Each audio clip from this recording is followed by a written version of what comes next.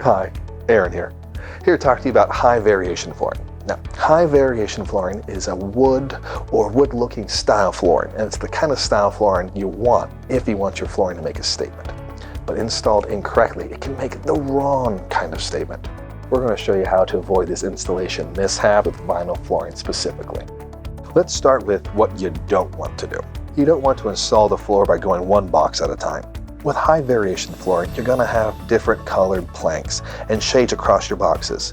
If your first box you open has planks with a dark color shade and the second has a lighter color, installing them one by one means you'll have splotches of different colored groups together throughout your floor.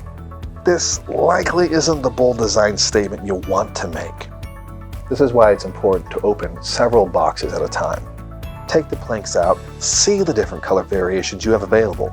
Then when installing, mix planks from different boxes for the best result and overall look.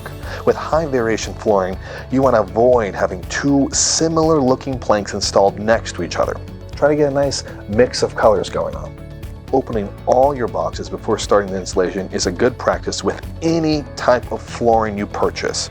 There's bound to be some color variation in most flooring products, so opening all of the boxes first will help see what you have.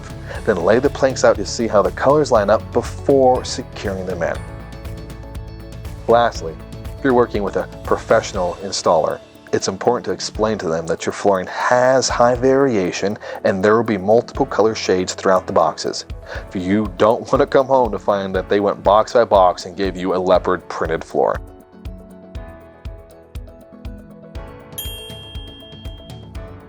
Thank you for joining us. If you have any questions, feel free to visit our website, start up a live chat, or give us a call. We are always happy to help.